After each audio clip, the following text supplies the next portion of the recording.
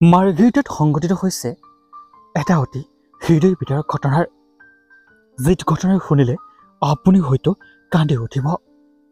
কোনে ভাবিছিল পুৱাই সোনকালে উঠাই যে কাল হৈ পৰিব এগৰাকী বোৱাৰী। সন্তানে ৰৈ থাকিল মাক উভতি আহিব বুলি, কিন্তু মাক আৰু উভতি নাহিল। পুত্ৰৰ মুখখনো দেখা নাপালে এগৰাকী বোৱাৰীয়ে। পুৱাই প্ৰত্যেক দিনাই সোনকালে উঠিয়ে মৰ্ণিং ৱাক কৰিবলৈ যায় নিজৰ চাইকেলখন লৈ এইগৰাকী বোৱাৰীয়ে। প্ৰত্যেক দিনাৰ যোৱাৰ দৰে নিজৰ বাইচাইকেলখন লৈ ওলাই গৈছিল মৰ্ণিং ৱাক কৰিবলৈ। কিন্তু নিয়তিৰ নিষ্ঠুৰ, দ্ৰুতবেগীত আহি থকা এখন বলেৰো পিকআপে মহতিয়াই লৈ গ'ল এইগৰাকী বোৱাৰীক।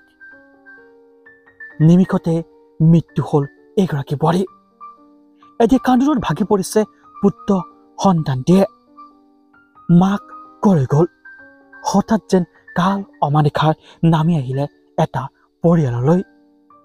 মাৰ্ঘেৰিটাত সংঘটিত হৈছে এই হৃদয় বিদাৰক ঘটনাটোৰ পাছতে সমগ্ৰ মাৰ্ঘেৰিটাৰ লগতে অসমতে এতিয়া এক শোকাকুল পৰিৱেশৰ সৃষ্টি হৈছে। সঁচাকৈ কাৰ মৃত্যু কেতিয়া কোনে হয়তো নাজানে।